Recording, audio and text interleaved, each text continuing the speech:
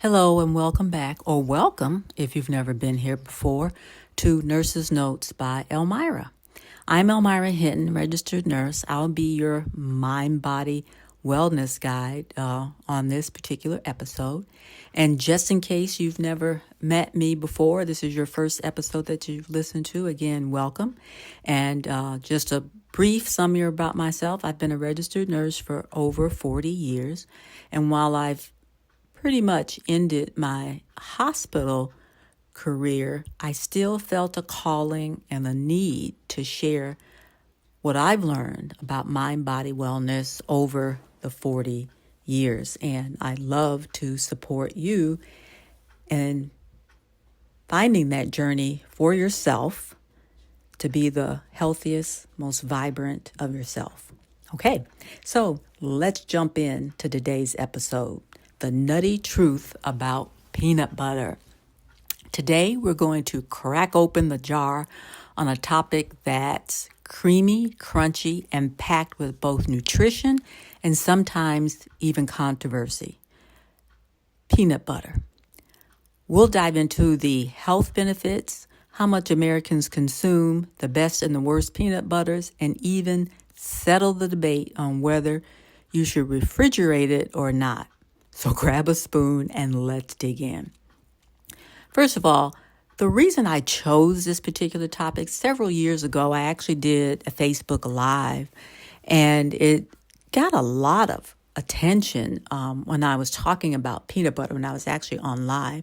People were chiming in and talking about their peanut butter and not knowing, what was in their peanut butter, and really seemed to enjoy the episode. And part of the support that I offer is education about your food. And particularly in this episode, we'll really dive in on reading labels. In addition to that, I also help people change their mindset or beliefs about themselves and their wellness.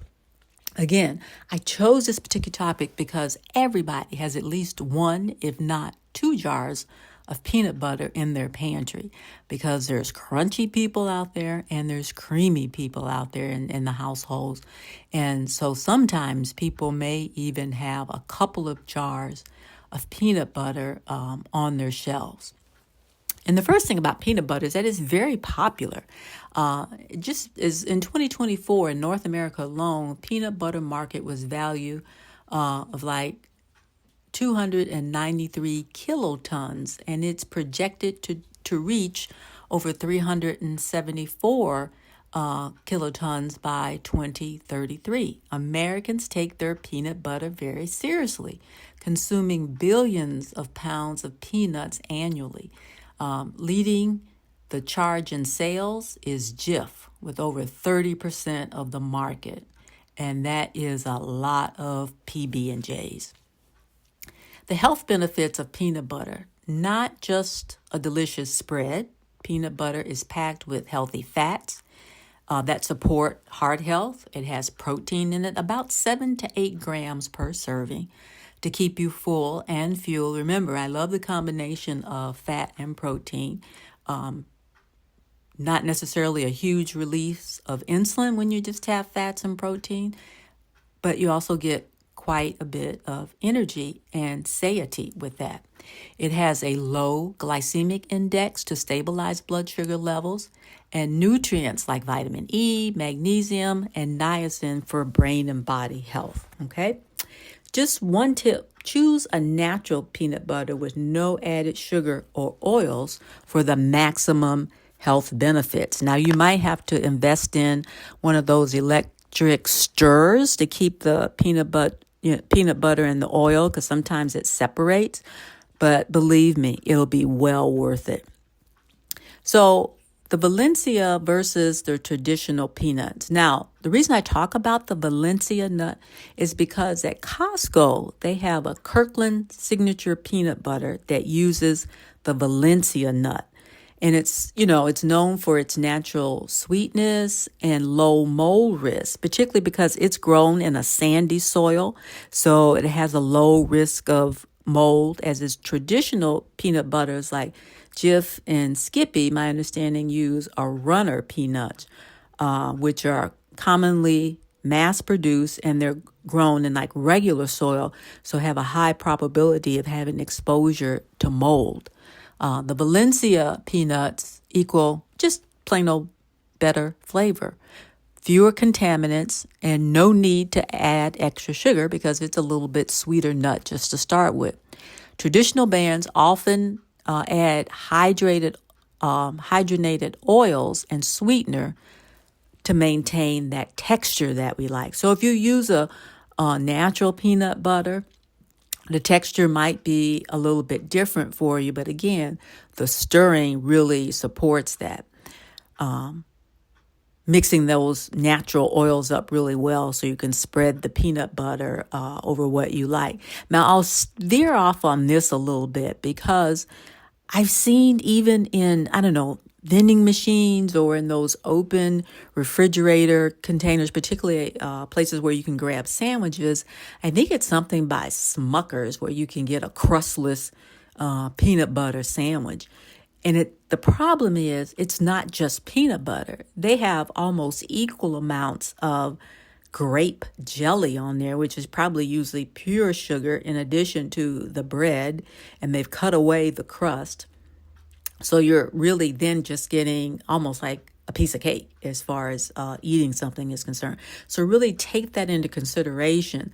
Of the three components of this, of this sandwich, most of it is fast-acting carbohydrates, okay? Yeah, it's got peanut butter in it, but compared to the jelly and the bread that it's on, it's really more of a full-fledged sugar rush sandwich than it is anything being really nutritious. So you got to take a look at that. Particularly, I know some people that just love those sandwiches, and you really got to take a look at how much sugar you're consuming. So it's very much a challenge when you're eating those out, and they're so easy to make at home with your own whole wheat bread, or an alternative would be using celery sticks, cutting them up and piling peanut butter along a celery stick. I think they used to call it, even with a couple of little raisins, ants on a log. But that's a really good alternative as opposed to using bread and a lot of jelly. So remember, I'm only talking about peanut butter today. I'm not even getting into the jelly. So if you're making a peanut butter and jelly sandwich, you really got to think about how much sugar you're putting into your body. That really is not congruent with a healthy lifestyle, okay? Now, the other thing people always worry about, how do I store this natural peanut butter, to refrigerate it or not? Conventional peanut butter, like Jif and Skippy, their pantry's stable because they have stabilizers in there. Natural peanut butter, like Smucker's and Crazy Richard's, and probably this Valencia one at Costco, are best stored in the fridge after they're open to prevent the oil separation. Now, one thing you can do to help with that is to flip your jar upside down before opening to distribute all the oil naturally. And then that'll make it a little bit easier when you go to stir. But you might even want to invest into one of those, I think it's a battery-operated stir wand to help keep that peanut butter stirred up so that all the oils are properly distributed and you don't end up with a mouth of just nuts and not the oil. That really helps it to be more palatable. The best and worst peanut butters. Now, this is really, I'm criticizing them actually based on their sugar content, okay? The top healthiest peanut butters that I could find when I scanned the internet was Crazy Richard's, 100% peanuts, 0 added sugar. Trader Joe's, creamy salted, again, 0 added sugar. Smucker's makes a natural creamy peanut butter with just 2 grams of sugar. And that'll be 2 grams per serving. So, and I think a serving size is 2 tablespoons, okay? You have Adams, 100% natural, again, 2 grams of sugar. And Spread the Love Naked Organic Peanut Butter with 0 added sugar. And again, I would have to throw in that Kirkland's Costco peanut butter, again, with no added sugar. So, and here's a few, just to keep the scale balanced, no pun intended. are 5 peanut butters that you might want to avoid, and take a look at what's on your pantry. Again, this is to help you discriminate and get you to look at some of the labels, okay? And always, it might say something about added sugar, but look at what it is per serving, okay? And the serving size. And in this case, a lot of times we're talking about a couple of tablespoons, okay? Now, the Peter Pan Creamy Honey Spread, they're calling it Honey Spread, is a true sugar bomb. It has 7 grams of added sugar according to the label. The Reese's Creamy Peanut Butter also has molasses and sugar, okay? The Skippy Reduced Fat. Now, you might go and grab that one because you think, oh, it doesn't have as much fat in it. And here, I'm going to go off on my tangent. You need fat. Every cell in your body needs fat. Fat is good fuel. Fat is satiety. Fat is a longer time of being full and not feeling that hunger, okay? So anytime something removes fat, you have to ask yourself, what is it putting as a replacement? Because you got to know, if you're making something, I'm not going to take something out and just throw it off to the side. I mean, that would kind of be counterproductive. I mean, I got all my nuts and you've gotten them all, stirred up and making peanut butter. Now I'm going to reduce the fat. What am I going to do with that fat? Because I'm not going to sell you, I could sell you less and charge you the same, but they want to keep that jar the same. And it's the same thing with milk. It's the same thing with cottage cheese and other things that says reduce fat or no fat. What did they do with the fat, and what did they put in place of the fat?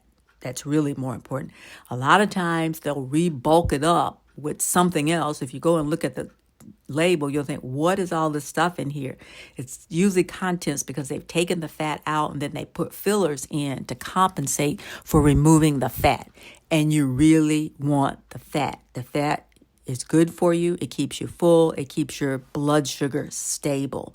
Okay, so fat is really good for you. Okay, it's only in the presence of sugar that they team together, and then you have a huge problem. But if you keep that sugar down and eat that fat, you'll feel better and you'll have more fuel to run on. Okay, now this Skippy Reduced Fat has corn syrup solids. Remember, something's got to replace that fat, and sugar. Okay, Jif Reduced Fat. Again, they're trying to pull you in with telling you it's something that has reduced fat in it, has more sugar in it than it does protein. Again, it has more sugar in it than it does protein.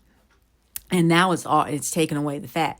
So you're going to eat it, get a huge sugar spike, not feel good, release a whole bunch of insulin. And if you haven't heard this before, insulin is a fat storing hormone, okay? Insulin is a fat storing hormone.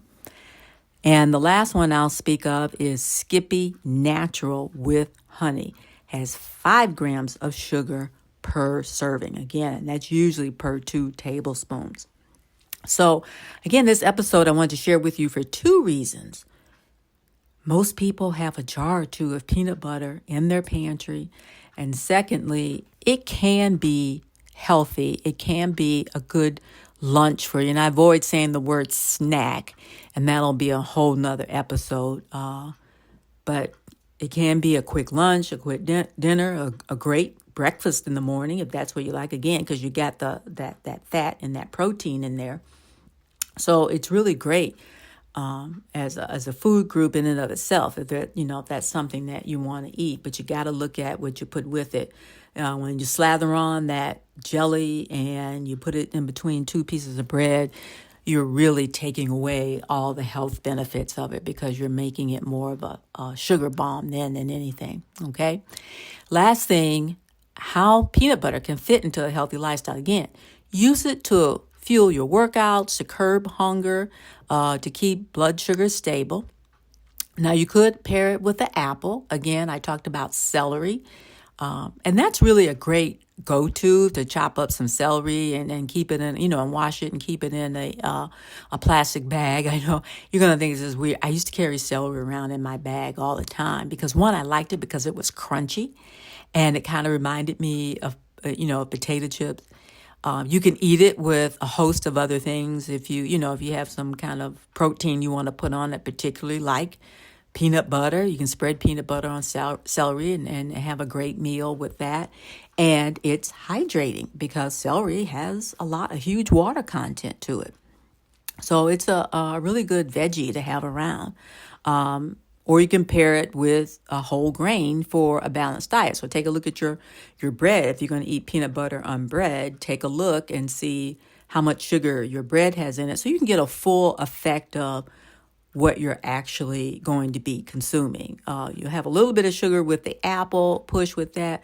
The best, I think hands down would be eating peanut butter with celery. Again, gives you you're getting that fat and that protein that'll really help keep you going and keep that hunger away for a much longer time. Okay, keep your portions in check. Peanut butter is calorie dense, so stick to the 1 or 2 tablespoons per serving. Okay. Closing thoughts about peanut butter. I hope you enjoyed this episode. I hope it supports you.